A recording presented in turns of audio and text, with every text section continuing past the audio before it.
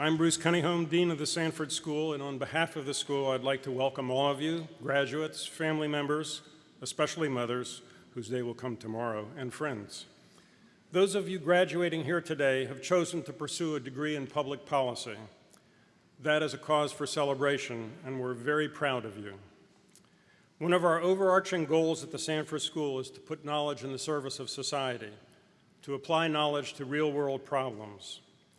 Terry Sanford's original goal in establishing the institute that became the Sanford School was to bridge the gap between the academy and the real world, to sponsor more policy-related research in the university, to improve the quality of decision-making in society, to educate people for public service, ethical public service, and to make a difference in the world. The creation of the Sanford School of Public Policy has given us a chance to profoundly expand Duke University's capacity to make a difference in a world that has changed significantly in the past few decades, a world that consists of more than just nation states, and that, in spite of striking differences among us, nonetheless and increasingly constitutes a global community. A recognition of the fact that all of us are citizens of an increasingly interdependent world, with all the responsibility that citizenship entails, is best evidenced in this year's graduate class in International Development Policy, which includes students who come from 16 countries, many of whom will return to positions of responsibility in those countries transformed by their experiences at Duke. Educating students to exercise global responsibilities in areas such as the environment, health, and development, and training them to confront broad issues of social policy and international security increases the importance of maintaining the analytical rigor that has been a part of Sanford's mission. But that educational mission also requires that Sanford seek to effect a closer integration between analytical methods and the diverse social and cultural context within which those methods can be applied to real-world problems. That has been the thrust behind Sanford's internationalization initiatives over the last 10 years, and it is behind Duke University's and Sanford's recent ongoing efforts to develop platforms in cities like Geneva and Washington, D.C., and in countries like India and China. The global community provides the context within which Sanford's faculty and graduates must operate, a global community that also includes our problems at home, and for which Duke University's overarching goal of putting knowledge in the service of society implies we must all take greater responsibility. To the latter point, our MPP students have taken the lead in starting a number of local initiatives, and to cite one example, under the aegis of the Sanford Board leadership, placed MPP students on 12 Triangle area nonprofit boards. In the coming years, we expect that you as graduates, 38 MIDPs,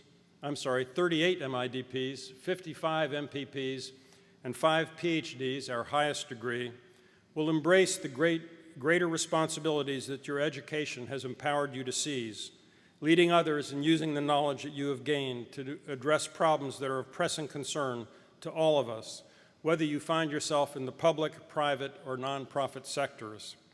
Our most profound hope as you step out into the world is that the goals to which you aspire and the diligence that you demonstrate in pursuing them will continue to make your parents and us proud, and that in the years to come, you will come back to us to share your successes and help us in our continuing effort to improve what we do to fulfill Terry Sanford's vision of making the world a better place through using knowledge and skills that you have gained here in the service of society.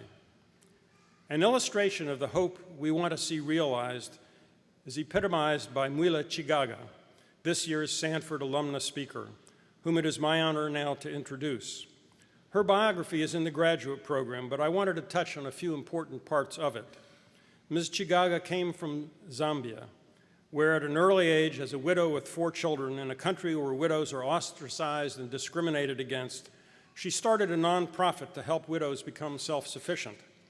Earning a law degree from the University of Zambia, she subsequently represented her country as a Deputy High Commissioner, where she reported to the UN Third Committee on Human Rights and Humanitarian Issues, and convinced the South African Development Committee of the United Nations to sponsor a resolution of equal inheritance rights for women. Graduating from our MIDP program in 2006, where she was a Rotary Peace Fellow, and during which time she did an internship with the International Labor Organization in our Geneva program. She wrote a thesis on gender mainstreaming in the Zambian HIV/AIDS Strategic Management Plan, and then went to work for the ILO, where she is now the Senior Gender Advisor for Africa, working on institutional transformation regarding gender issues. Please give a warm welcome to this year's Sanford alumnus speaker, Mwila Chigaga.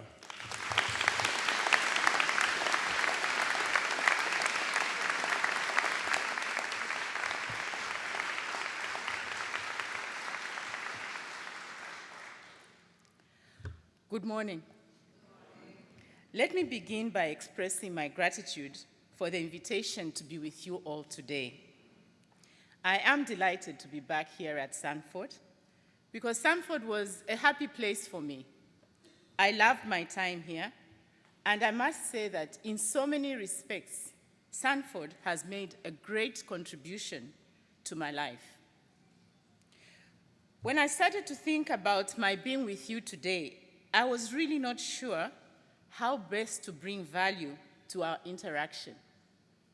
In the end, I just decided to be me and share with you some of my experiences in my work life, particularly from the perspective of working in Africa. Let me start by saying that Graduation Day is a momentous occasion, and I congratulate you all. I can relate to where you are right now, what you're going through, gratitude to the family for their support and sacrifice, a sense of relief that it is all over, and quite rightly, a sense of achievement. Yes, certainly, anxiety about what comes next. I know that some of you may still be grappling with placement, especially in these difficult days. And others still, just what direction to take. I know that there are others who know exactly where they are heading to and are dying to get on with it. On my graduation day, I knew where I was heading to, but I must say I did have doubts about my choice. I already had a job offer, but I was not sure then that the International Labour Organization, ILO, was a proper fit for me and my personality, character, values, and quite frankly, mission in life. But I'm glad that I went with ILO. It has worked out just fine. You see, for me, I don't really consider myself as having a job. Being an African woman and working for promoting equal rights between men and women in the world of work fits in perfectly with exactly who I am as a person and my mission in life. Social justice and equal rights for women have been my lifelong passion. You see, I find it remarkable and quite unacceptable, for instance, that while women across the globe are outpacing men in educational achievement, women are not making commensurate progress at the top and are virtually missing in leadership positions. What this essentially means is that when it comes to making the decisions that most affect our lives, women's views, voices, and perspectives are not heard. I am very clear in my mind that the status quo needs to change. We need more women in power. So fighting for equal rights for women makes sense to me, and it has defined me and who I have become. And therefore, I honestly feel that the International Labour Organization pays me to work for myself, and I have a huge amount of satisfaction because I have a strong sense of purpose. Satisfaction, not because everything I do or try to do is successful, but because I believe that I am making a meaningful contribution. Therefore, the first piece of advice I would give if I was asked is that indeed, even as you are feeling the pressure of getting on with life, I think you need to take time to reflect because, needless to say, you have reached a very critical stage in your life. And I think it is extremely important that you have a moment for deep reflection. Go through a self-discovery or rediscovery. Who are you? What drives you? What is important for you? What do you want to achieve in life? The answers to these questions will help you decide in terms of your career choices. For those of you, like me, who decide that perhaps public policy or development work in Africa is for you, I think you would have made an excellent choice, because indeed, there is still work to be done out there. You would, in fact, be following in the footsteps of Duke University itself, which has reached out to Africa and is doing excellent work in Africa. Witness what is happening in the Tanzania program of Duke University. However, I think a certain reality check is important here. First and foremost, you need to kind of deal with the issues of expectations. I can tell you that there's miles of differences between perceptions and reality. To the outside world, Africa is portrayed in a certain light. There is a tendency to portray what I would call the old Africa. Please, don't get me wrong. I am not in any way suggesting that it's all roses. Not at all. Serious challenges are most certainly still there. It's the environment in which these challenges are being addressed that has totally changed. It's the mentality of the African that has changed. Africa is in motion and is changing rapidly. You can see change in the national discourse, in the public policy debates, and even in the workings of government. You will find an Africa with a new realization that we cannot look to others to solve our problems. You will find an Africa more willing and ready to take its leadership to task. You will find that globalization has arrived in Africa, and it is a reality. The dynamics of globalization are very evident, and you can see it in the everyday lives of people. You will also need to be sensitive to the fact that Africa is a huge continent, and in many respects, there are many Africans on the continent.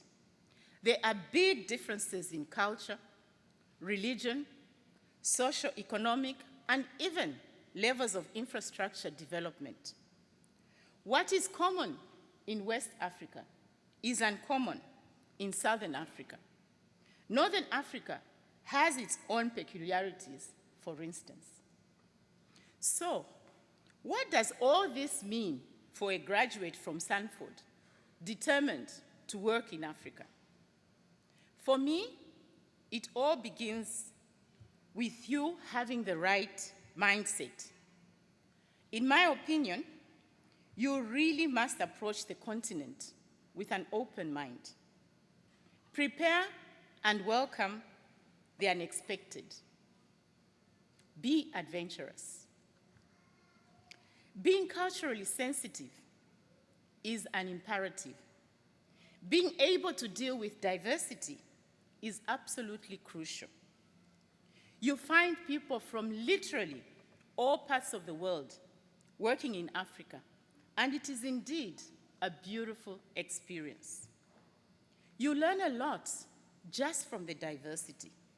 However, you must be prepared for it and embrace it. Diversity is not adversity. I also think that the nature of the job demands that you be a person of heart. It's not an easy environment to work in, and it can be difficult, particularly before you capture the dynamics. I can tell you that it took me a while to settle down. My own opinion is that Africa is not for everybody. It takes a certain type of person to thrive. You, colleagues, have graduated today and are stepping into an environment that is very competitive. But I want to assure you that coming this far already and graduating from this institution, your success, as is conventionally defined, is assured. You have graduated from a very prestigious university. That obviously gives you a head start. Be proud of Sanford, and I think you should use it.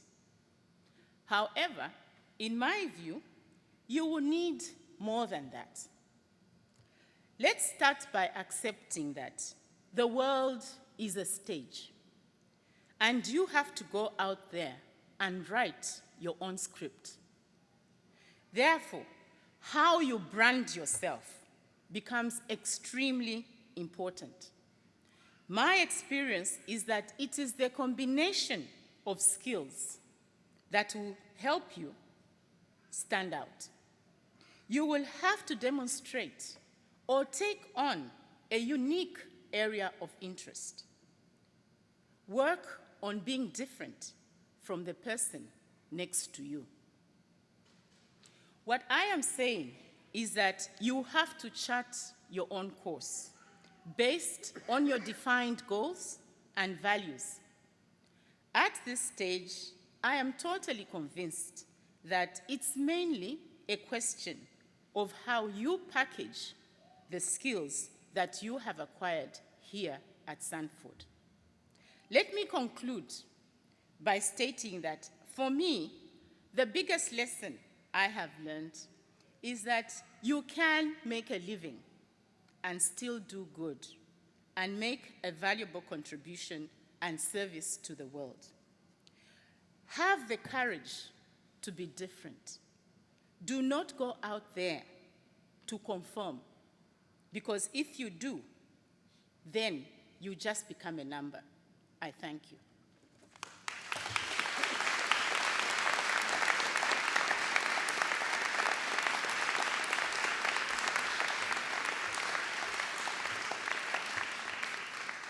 Thank you, Mwila. Good morning. My name is Krupp, and I am privileged to serve as the Director of Graduate Studies for the Master of International Development Policy program. This is a graduate program for mid-career development professionals who come from all over the world.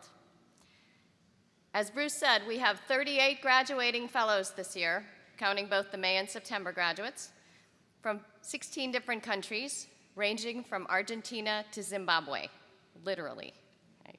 And they have an average of 9 years of international development experience.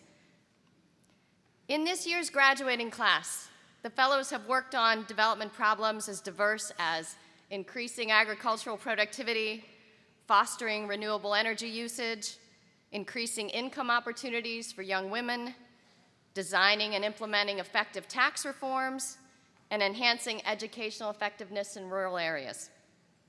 Many of our fellows will return to their homes, their home countries, to apply the knowledge they acquired during their time here, while others will continue to work in international development organizations, start new positions, start new NGOs, and even a few are going to continue on for PhD studies. We are very proud of them all. Our MIDP student speaker this year, he was chosen by his classmates, and his name is Thupten Norbu. Thupten grew up in a village on the Indian-Tibet border. His family is Tibetan. And he was educated in India, and he received a full scholarship to attend university in the United States for his undergraduate. He also speaks 6 languages. Before coming here, he worked for the Asia Foundation that's based in San Francisco as a program and a budget analyst, and he was an active supporter of the Tibetan community in Northern California. helping to raise money for a community center, and he designed and implemented a scholarship program. He interned last summer with the Asia Foundation in Timor-Leste, working on parliamentary strengthening and acting as an international observer in their election. He was awarded the FLAS Scholarship while in the MIDP so he could study Hindi, another language, and he served as the MIDP class rep during his first year, and this past year as the MIDP representative on the Sanford Board of Visitors. And on March 8th, he officially became a US citizen. Thupten is committed to promoting peace and sustainable development in the Asian region. Please join me in welcoming Thupten Norbu, this year's graduation speaker.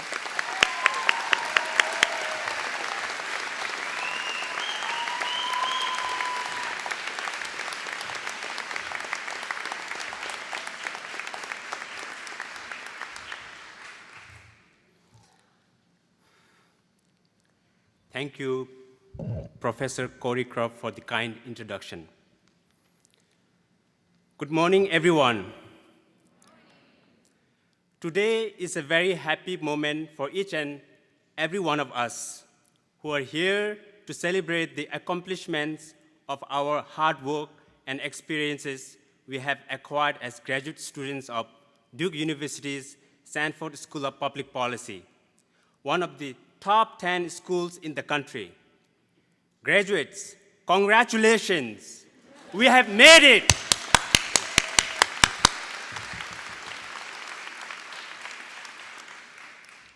Standing up here today reminds me of my childhood, attending a Tibetan refugee school in the foothills of Himalayas.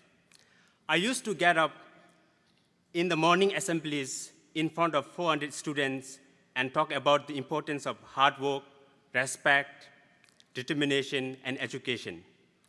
Who knew then that I would have an opportunity to speak in front of you all today?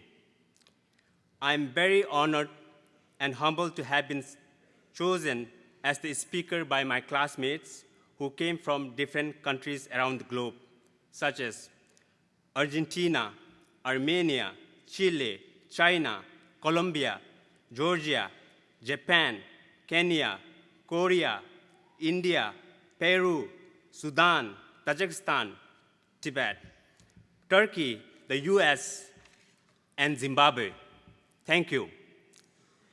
Thank you also to the faculty, staff, parents, spouses, families, and friends who are here to support us, and to those who could not attend but are here in spirit to support us, the graduating class of 2013. Your support makes today a very meaningful and special day for all of us. My fellow classmates, as we finish this chapter and start a new one, my memory also takes me back to the very reason we decided to pursue a Master of International Development Policy, to deepen our analytical skills and to gain the confidence and leadership skills to address development challenges. Looking back, many of us did not know the importance of doing stakeholder analysis, problem trees, institutional design, cost-benefit analysis, regressions, and many others. But with the courses and the master project we have completed, we do know them now. However, learning did not happen on its own. It took our hard work, dedicated professors, and supportive staff. My friends, we have worked very hard. We have worked hard to the point where we operated like robots without sleep for days. We have debated passionately and worked in teams effectively. Although I'm not married, MIDP as a mid-career program has many fellows who are married. I've seen many of them juggle study and family priorities. I've seen moms and dads come to school during the midnight hours to work on assignments after putting their children to sleep. The Rubinstein Resource Room became our home, some of the chairs our beds. But why did we work so hard? We worked hard because we came here to learn and excel. because we were determined to do anything to increase our knowledge and to know the truth, because side by side, we had dedicated professors who made us work very hard. MIDP's professors' dedication to their students cannot be underestimated. Our professors have shown us what it means to be hardworking. They have taken time out of their precious weekends to cook and feed their advisees with food and to make comments to fine-tune their master projects. They have responded to our emails even at midnight regarding problem sets or improving papers and presentations. They have encouraged us to stand up on our own feet, ask difficult questions, and build up our confidence.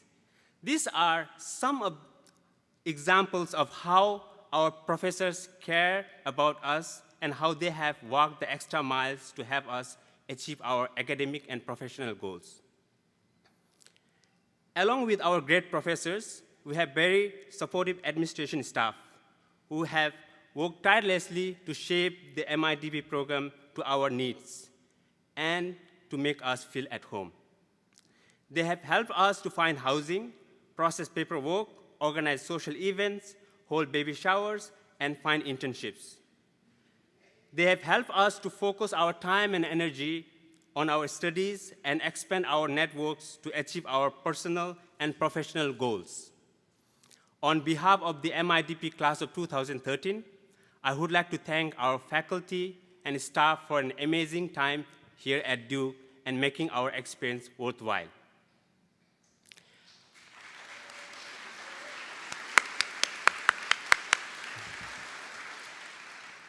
As many would say, the world has become a smaller place with the advancement of technology.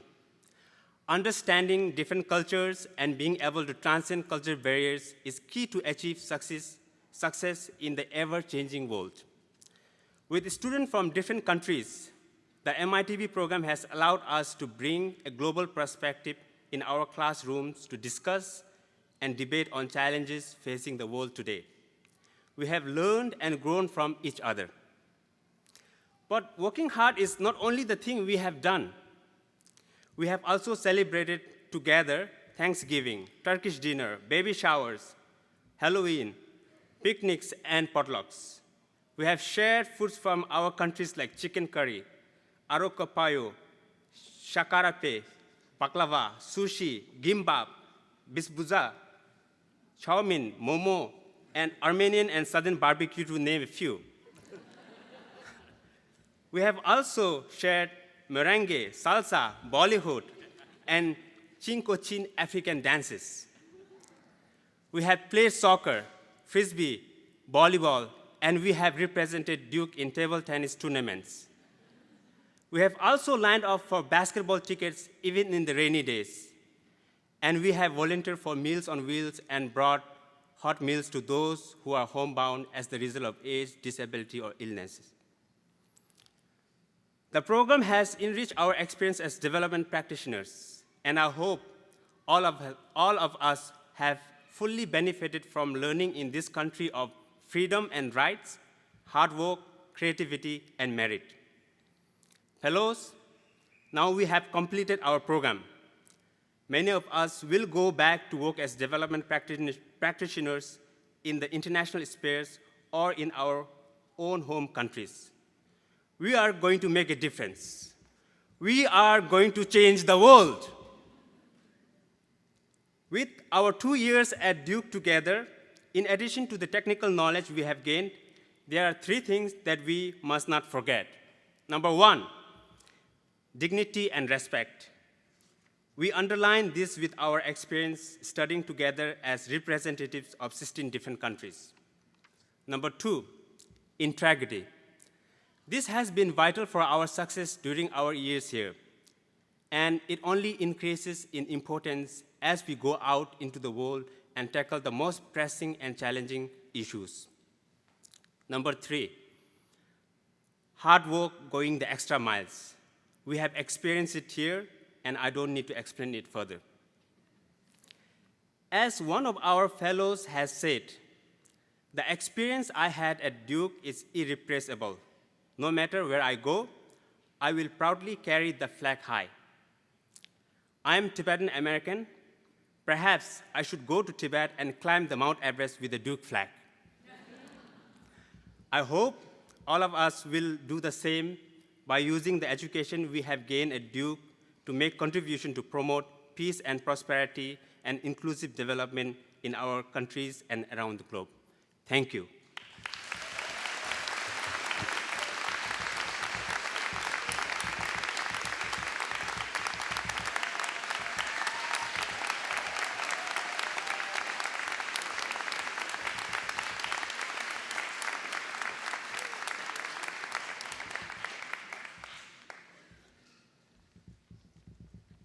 Thank you, Thupten. All right, and now we come to the point of the ceremony where we have the donning of the hoods. I ask the MIDP graduating class to please rise.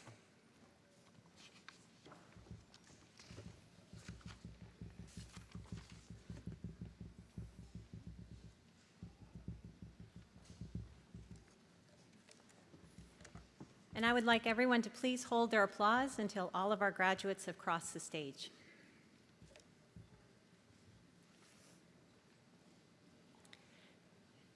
Mehmet Hakan Akgun, Turkey.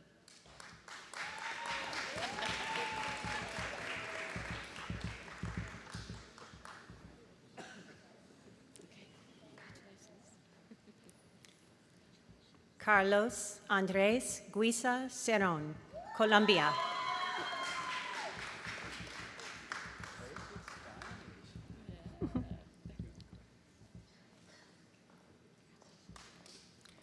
Margaret Chasada, Zimbabwe.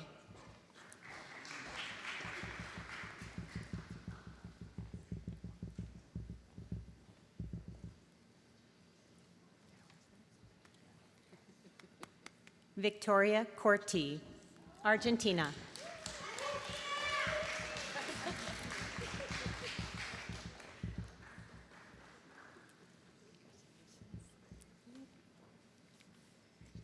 Burcu Dikmen, Turkey.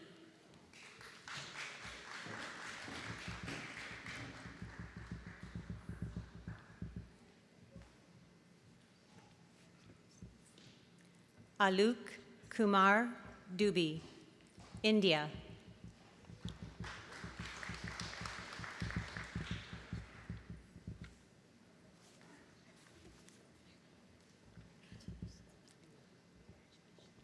Abraham Lusinyan Ekai, Kenya.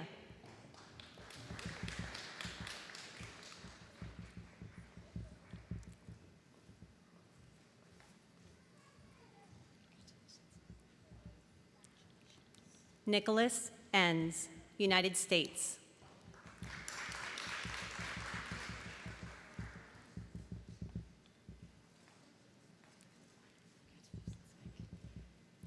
Matias Arau Garcia, Chile.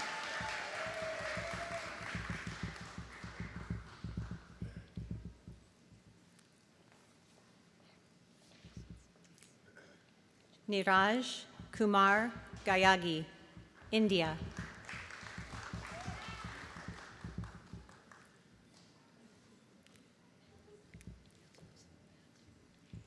Minori Christina Hagiwara, Japan.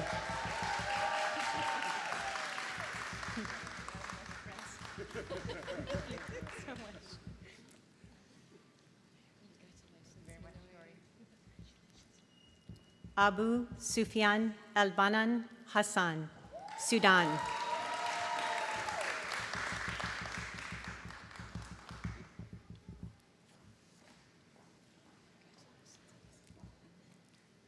Koichi Hirata, Japan.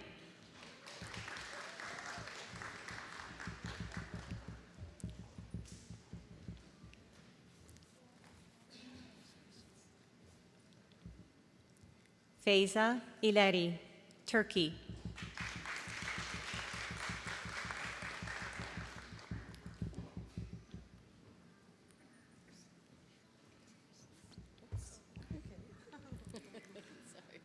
Uni Jung, Republic of Korea.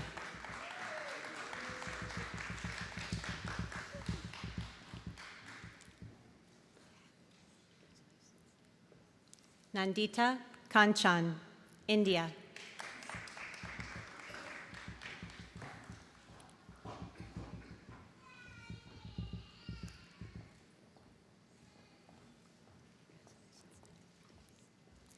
Diana Kachaturian, Armenia.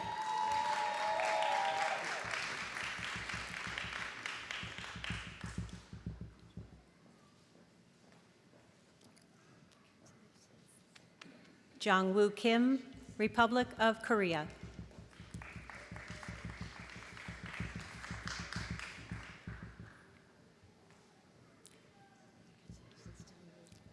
Santosh Kumar, India.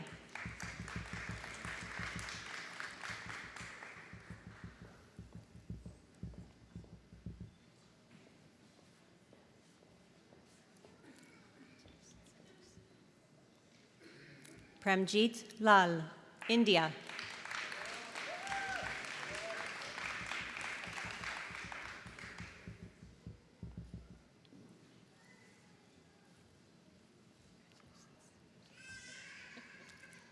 Sungmin Lee, Republic of Korea.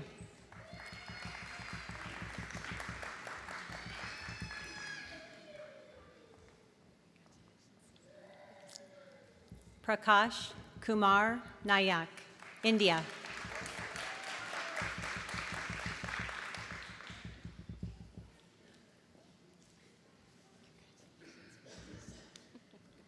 Thupten Norbu, United States.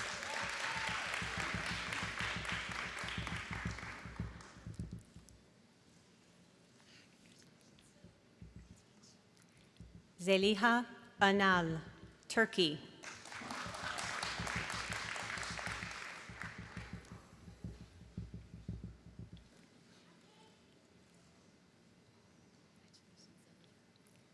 Metin Pektaş, Turkey.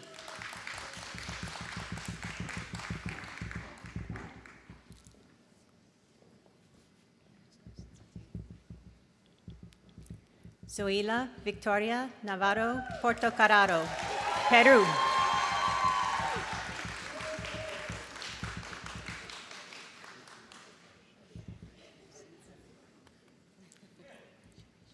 Parvina Rakimova, Tajikistan.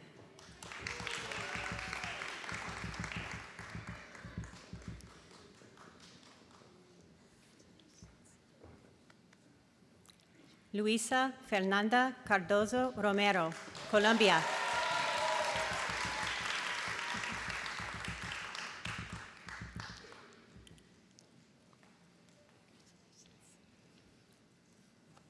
Mehmet Yashar Shaf, Turkey.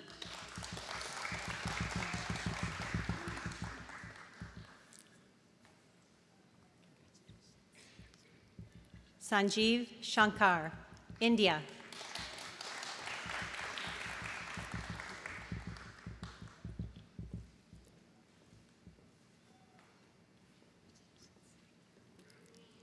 Hyun Mi Shin, Republic of Korea.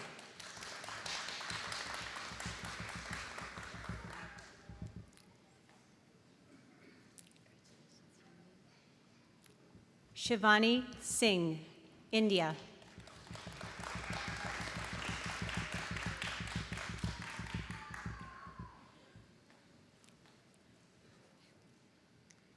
Kazuko Sugeta, Japan.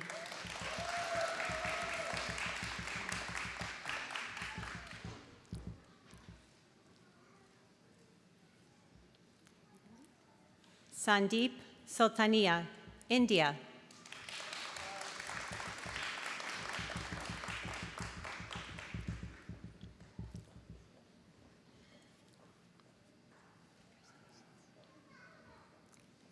Yue Wang, China.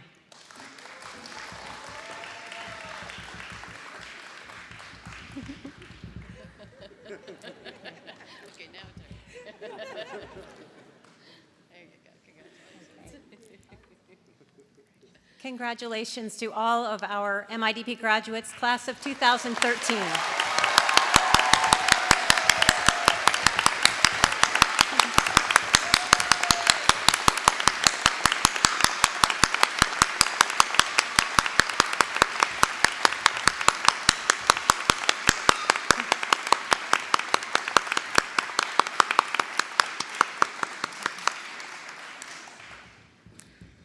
will now recognize the recipients of the International Development Policy Certificate.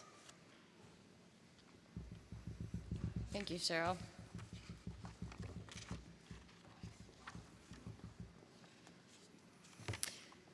All right. There are 28 of them. So I would ask the recipients of the International Development Policy Certificate, when I read your name, just to please stand and remain standing. And if we could hold the applause till the end, I can get through them.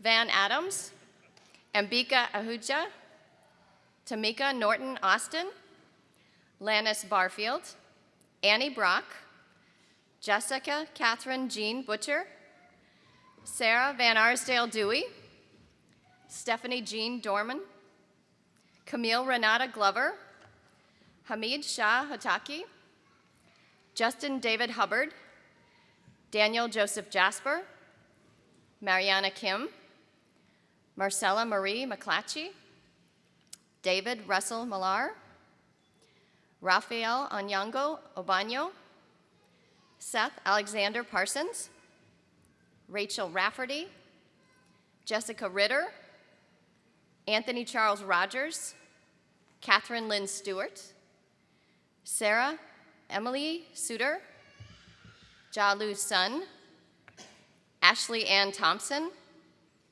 Amy Everett Todd, Christina Lynn Van Winkle, Lin Lin Wang, and Catherine Farrell White. Congratulations.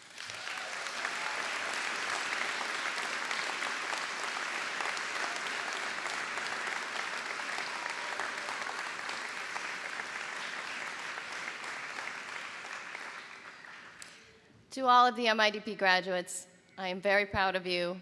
I expect you to stay in touch. We look forward to reuniting when we visit each other in different countries. I wish all you the best. Congratulations.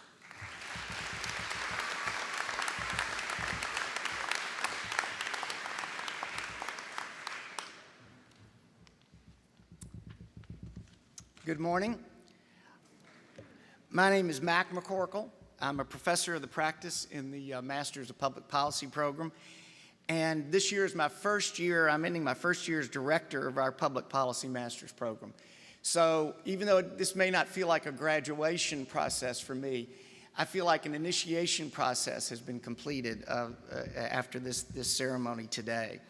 As I mentioned last night, this is just my third full year of teaching here, but my connections to the program go back to 1981 when I was an aide to President Terry Sanford here at Duke. If you knew anything about Terry Sanford, he emphasized youth. So I was 5 years old at the time. And the alliterative trinity of professors Kuniholm, Clotfelter, and Cook were only 12. So one thing I do want to emphasize is how proud anybody should be who has graduated from the Sanford School, MIDP, or MPP, or family members, because Terry Sanford was a great role model. After he was a paratrooper in World War II, he led North Carolina in a quite different direction from most other southern states to a forward-looking stance emphasizing education and economic development that really led to the now world-famous Research Triangle Park. Then he came to Duke in the 70s and 80s and led Duke to the heights of national prominence. And then after that, in his retirement, he was elected to serve in the United States Senate in his spare time. So, as the authoritative biography of President Sanford put it, he had outrageous ambitions for his state, for Duke, and the nation. And this public policy program was his crown jewel in the outrageous ambitions he had for Duke. His outrageous ambitions for the public policy program was simply to help develop the most complete public policy professionals in the nation to move the world forward. And for our MPP program in particular, this simply meant that we were to produce graduates who could understand complex quantitative methods, exercise exemplary leadership and management skills, know politically how to accomplish policy goals, work in teams, and make their cases persuasively. Now, I'm not saying that all of our graduates, any of our graduates today can do that right now all at once. The secret sauce is their experience in the real world that they'll have after this and before this. But I really do believe that Sanford's MPP program develops an unshakable foundation in our graduates that it will enable them to be the complete policy professionals. One thing that Terry Sanford didn't want, though, out of his program and out of his school is to drain the passion out of people and create a kind of green eye-shade view of the world.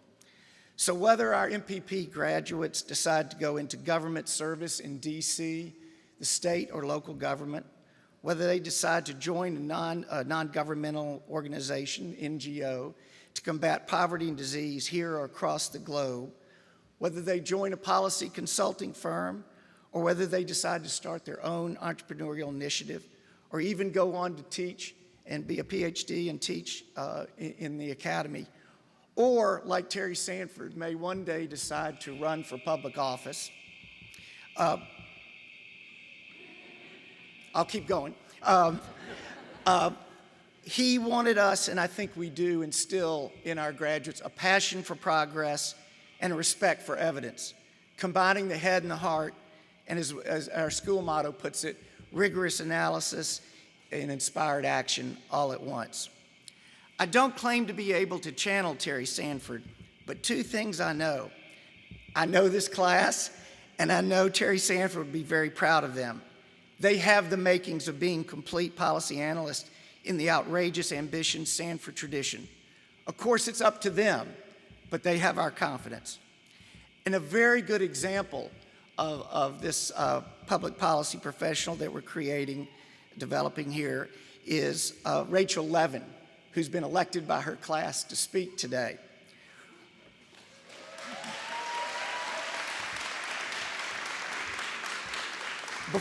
Before joining us, Rachel was in India working on solid waste management and recycling issues. She then went on to work at Foreign Affairs magazine. She's fluent in Japanese. Here, she was a leader of the energy and environment initiatives of the Sanford School and is senior co-editor of the Sanford Journal. It's my great honor to introduce Rachel Leven.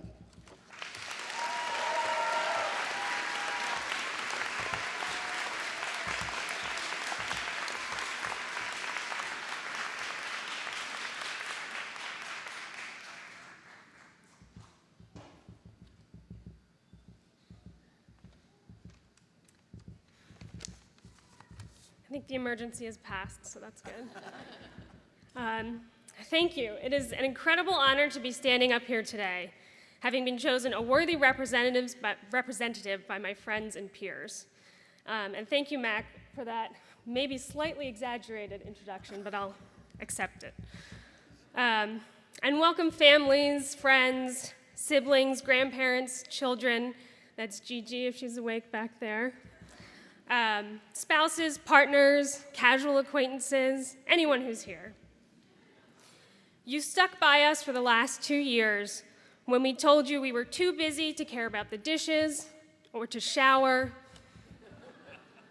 So on behalf of all of us, I say thank you. And here we are, it's done. We're off to do whatever it is that MPPs do, which is often whatever Donna tells us to do. And as we depart, I thought on behalf of both the MIDPs and the MPPs that it's important that we sort of check back and remember everything that we learned and maybe share some of that with our families. So to that end, I prepared a quick guide to public policy making and analysis. Step 1, find a problem. This is the easy part. Just look at the master's projects this MPP class completed. From global access to medicine, to border control, to voting biases in Europe's version of American Idol. The possibilities are endless. Step 2, identify the main targets and study the issue. Go out there and measure the costs and benefits of your policy for every person ever. If your policy makes someone feel warm and fuzzy, quantify that. If you're banning sugary drinks, make sure to account for the salary loss of dentists. Make a list of criteria and alternatives, even though you probably already know which one you're going to choose. Run a regression or two. Most importantly, dedicate hours of your time and resources you probably don't have looking at the theories and outcomes to find the perfect solution. Step 3, wait around about a decade for your policy's big bang moment. Step 4, watch as the wheels of democracy turn. Special interest groups and voting constituencies get involved. Election cycles come and go. Administrative guidelines are written. And finally, your policy is in play, and what started out as a bid to eradicate chickenpox ends as a tax on puppies. Congratulations. With this knowledge, you are all MPPs. And now I do want to take a moment to recognize the 6 other nominees that ran for Speaker. It's telling that so many of us were excited to take on this responsibility and devote extra time to represent our class. And this is because, sorry, a little pause there. The Sanford class of 2013 never turned down a challenge. We did not come to school to get a rubber stamp. We came here to excel. Not just to excel through academics, but also through professional achievements, political activism, and community building. Our class started more than 5 clubs and initiatives within Sanford and across Duke. Just to name a couple of them, Bridging Communities provided a forum for MPP and MIDP students to come together and thoughtfully work through the difficult and social and political challenges that our countries face. Divest Duke is working to solidify the university's commitment to keep fossil fuels out of its endowment portfolio. And the Scholars for Progressive North Carolina came to Sanford this spring to leverage the knowledge of our professors and students. I was particularly excited to see that this was happening at our institution. There's a rich history of policy and politics in North Carolina, and a lot of problems right here in Durham that need able hands. I know that for me, working with local policy multiplied the value of my education, regardless of what comes next, and it's important that more of this kind of collaboration happen at Duke.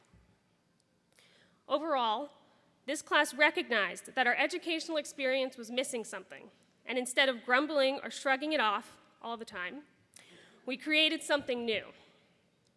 The founding members of these groups, you all, saw a problem and created a solution, which, after all, is what we came here to do, solve problems. We also strengthened existing programs.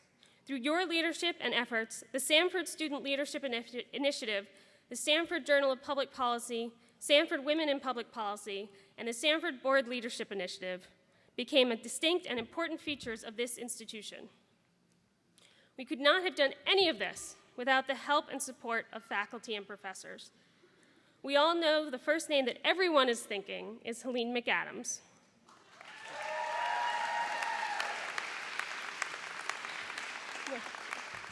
Helene is the MPP Director of Student Services, and she held our hands when we were tired, fed up, and ready to quit, and she stood behind us no matter what the cause.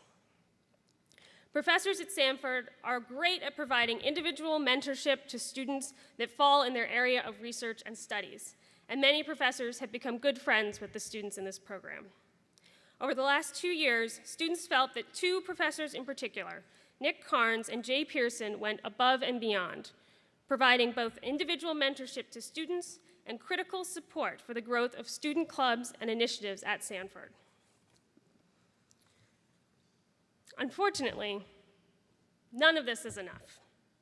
We have done a lot as students, but if we want to see our legacy continue, we have to commit ourselves to staying involved next year and beyond.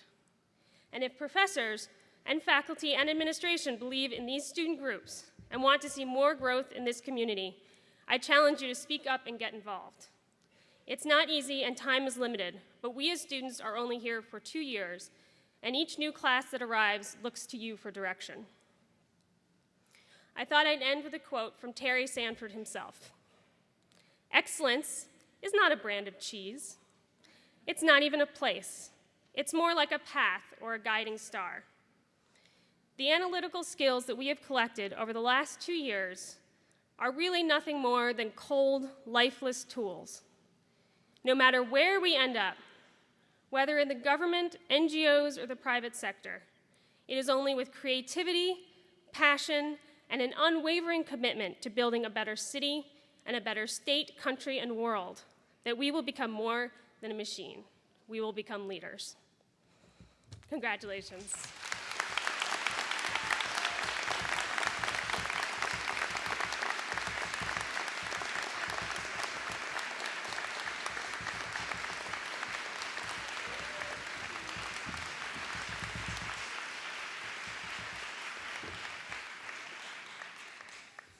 Now we recognize the MPP graduates with the hooding ceremony. And if at all possible, if you could hold your applause until the end, we would appreciate that.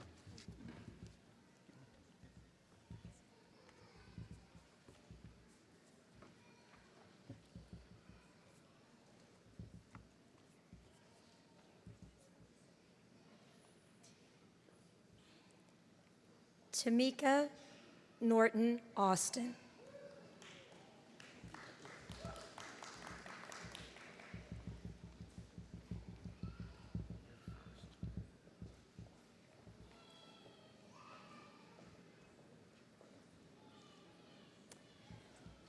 Jeffrey J. Bartelli, Jr.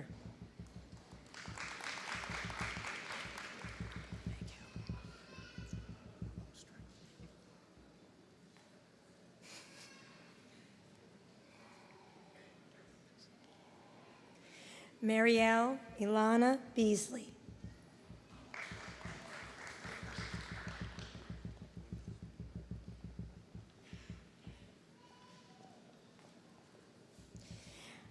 Anna Marie Bolas.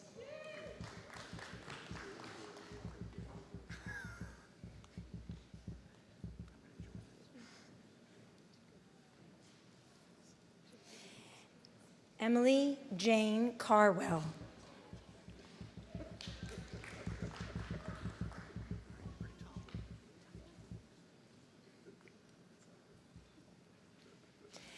Angelo Jeffrey Chamopoulos.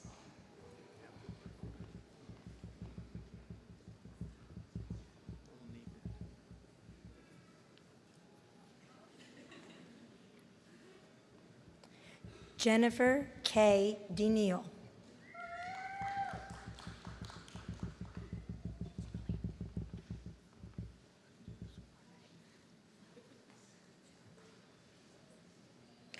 Rachel Naomi Dimmitt.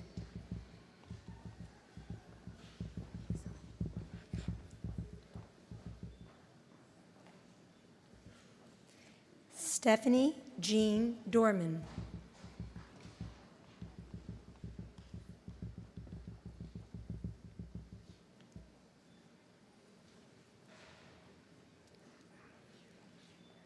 Maya Margot Waters Esqueta.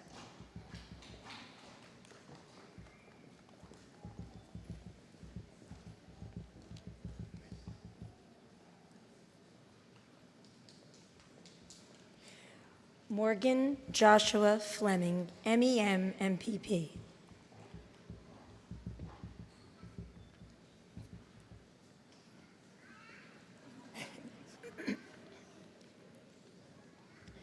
Romeo Jackie Gansey.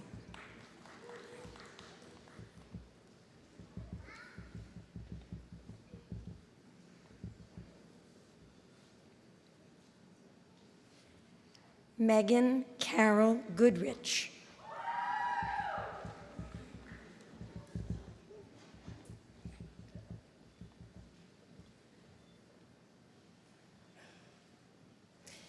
Lakeisha R. Gunn.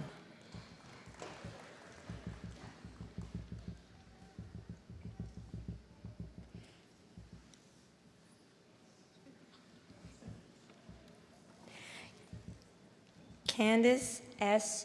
Hewitt.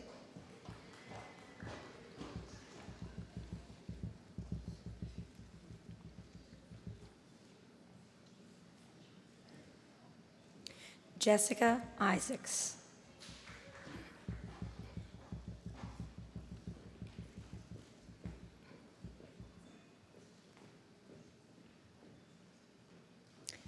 Daniel Joseph Jasper.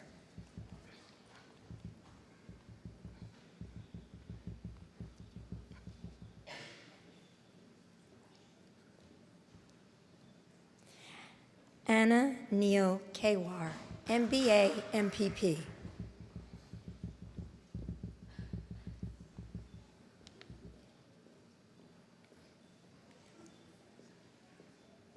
Zarak Joseph Khan.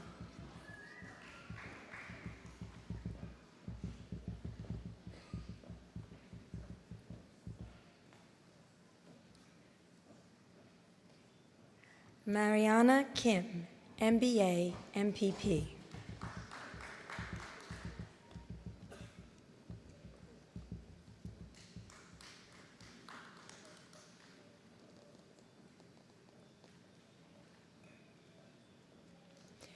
Rachel L. Leven.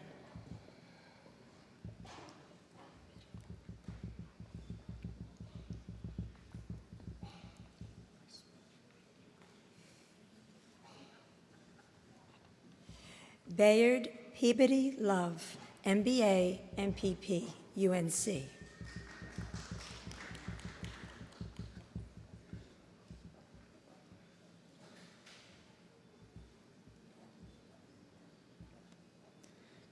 Alyssa Emiko Shirayeshi Lubit.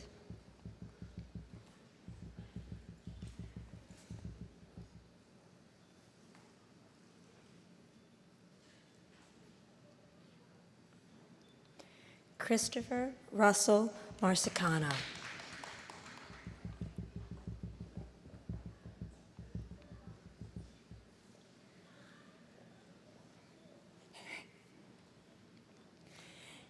Kathleen Edith Mason.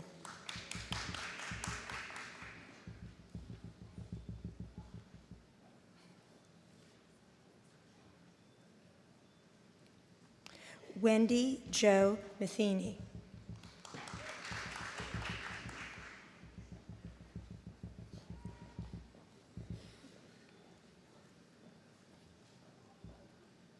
Marcella Marie McClatchy.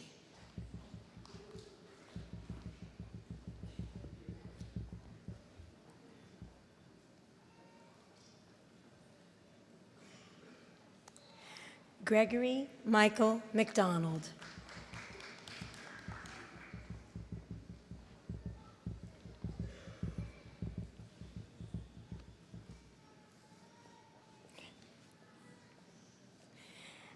Andrew Holmes Monger.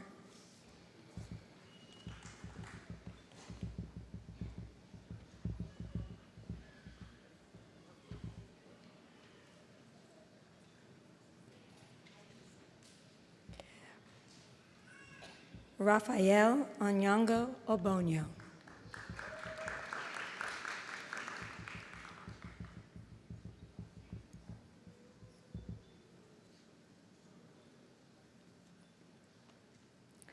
Lauren Forbes O'Doherty.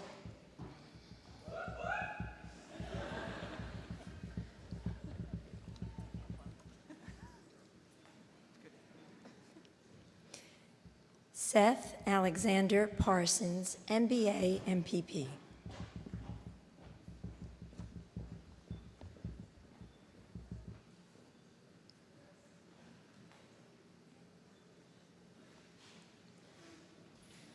Maurizio Ernesto Pantoa.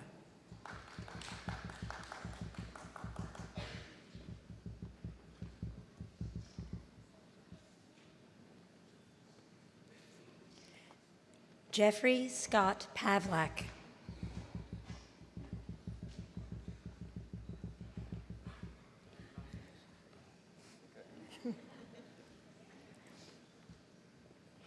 Emily Ann Peterson.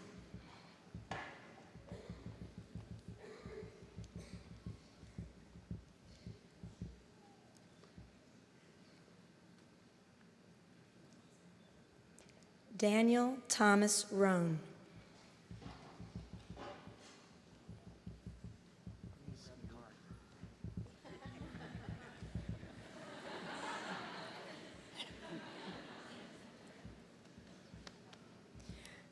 Francisco J. Santiago Avila, MEM, MPP.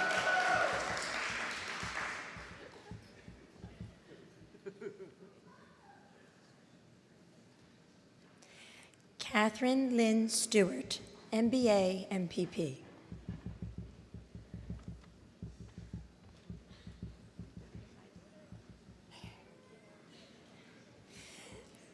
Jailu Sun.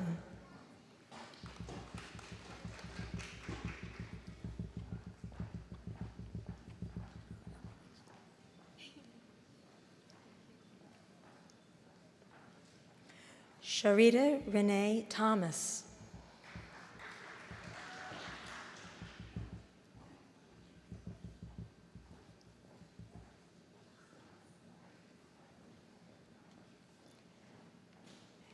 Jacob Paul Thompson, MBA, MPP.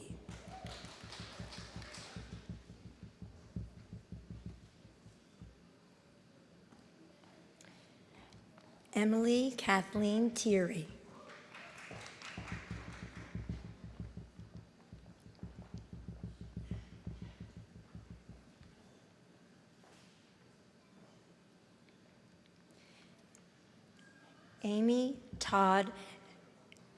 Amy Everett Todd.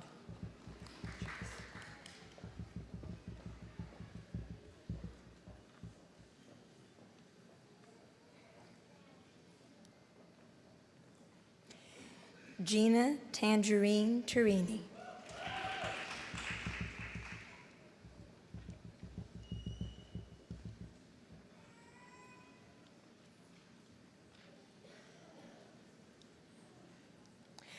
Darrow Vanderberg Wirtz.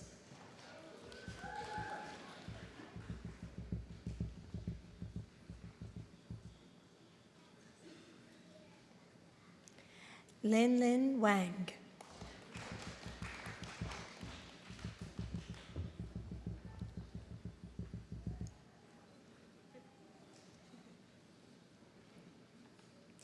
Megan Ann Whalen.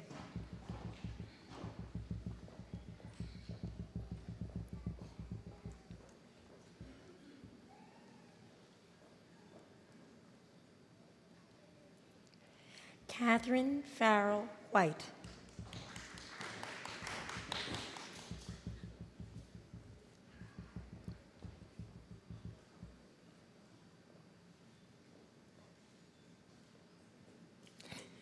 Meredith Ann Williams.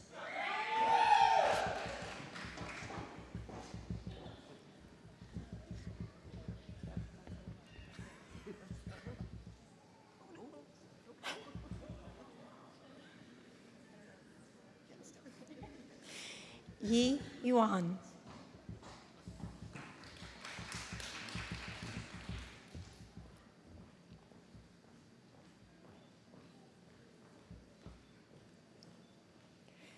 Christopher William Fitzpatrick, MEM, MPP.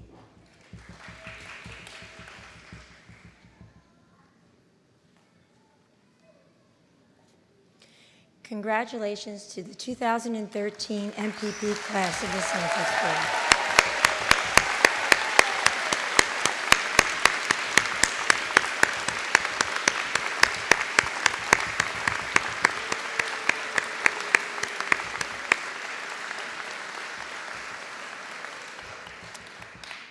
Now, Professor McCorkle would like to acknowledge recipients of MPP concentrations.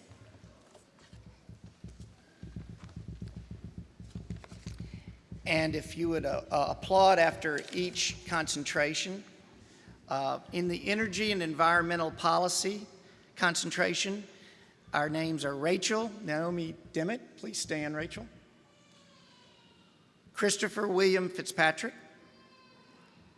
Jessica Isaacs, Rachel Leven,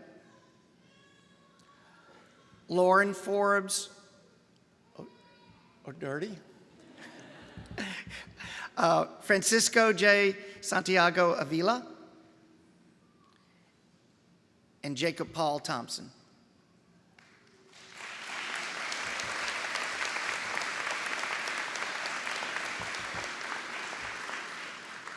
In global public policy, Marielle Beasley, Candace Hewitt, Mariana Kim, Marcella McClatchy, Rafael Obonio, Jailu Sun, Lin Wang, and Catherine White.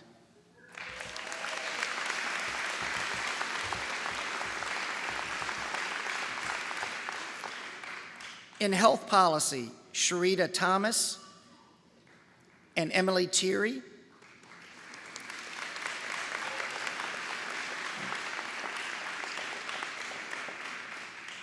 National security policy, Greg McDonald.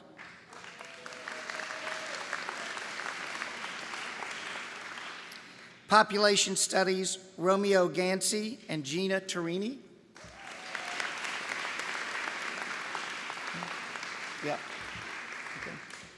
And in social policy, Jennifer Daniel and Jeffrey Scott Pavlik.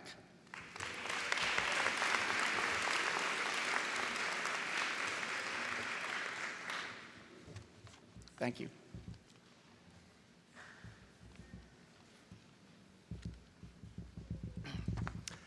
Good morning, everyone. My name's Jake Vigdor, and I am the director of the PhD program in public policy. The Doctor of Philosophy degree is a degree for those who wish to dedicate their lives to expanding the frontiers of knowledge.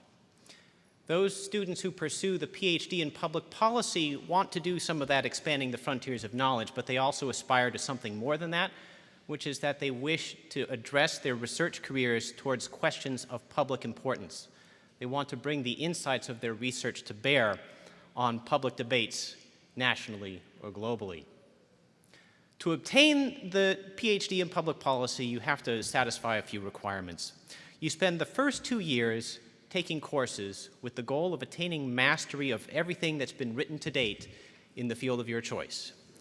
You must then demonstrate that mastery in an oral examination before a committee of 3 members of the faculty. If that sounds like fun, we will be accepting applications at a table at the conclusion of the ceremony. But that is actually the easy part of the PhD student's career. Once they've crossed that hurdle, it's dissertation writing time. They need to spend a minimum of 3 years working on a project that answers a question that nobody has answered yet. So first you've got to find that question, and then you've got to figure out how to answer it, and then you've actually got to come up with the answer, with the hope that the stuff that you've learned in the first 2 years actually helps you out in that process. As you're going through that dissertation writing process, you've got to appear before a committee of a minimum of 4 faculty members twice. Once to defend your proposal, and then a second time to defend your dissertation, which is traditionally the last hurdle you face before you get to approach the podium, which I now invite our 5 candidates to do at this time. It is the tradition of this program. Now, our program is very young. This is only the 2nd time we've done this, so any tradition that we have is a young tradition. But it is our tradition to have the students be hooded by a member of their dissertation committee, and that's what we're going to do today. So I do ask you to hold your applause. You won't have to hold it for that long. So I will introduce the 5 candidates at this time and tell you a little bit about what they did. The first candidate is Ashley Brown Burns. Ashley completed a dissertation with the title New Communities in Old Spaces, Evidence from Hope 6, under the advisement of Professor William Sandy Darity.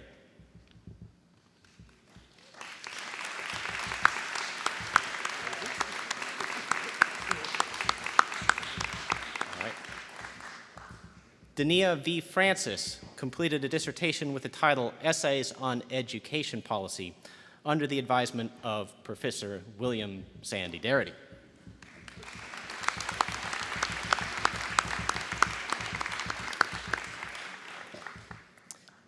Sarah Crittenden Fuller. We'll give Dania a little moment in her son here. All right. Sarah Crittenden Fuller completed a dissertation with the title The Effects of Natural Disasters on Birth and School Outcomes of Children in North Carolina, under the advisement of Professor Helen Sunny Ladd.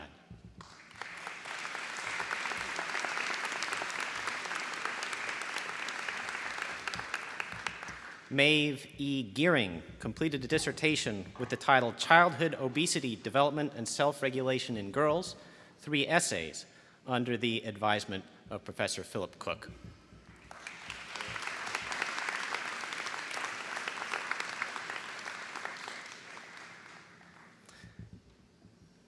Wei He completed a dissertation with the title Family Structure and Child Malnutrition in China, 3 essays, under the advisement of Professors Giovanna Murley and Sherman James, and she will be hooded by Professor James.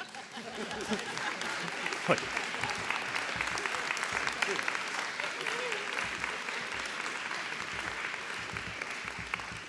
And although I must say that no one did a particularly good job of holding their applause, I would invite you to join us in providing all of our graduates.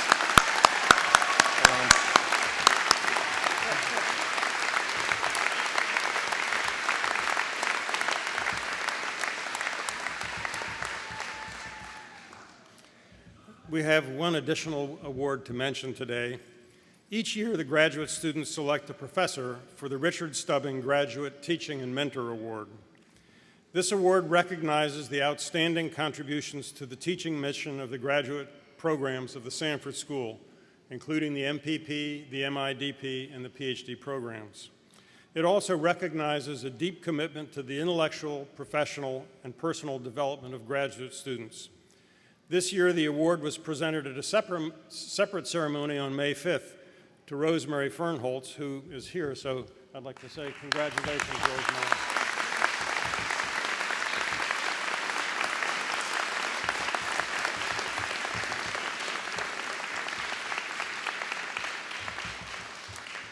Tomorrow, at the larger Duke graduation, you'll have the opportunity to hear from another Duke graduate, Melinda Gates.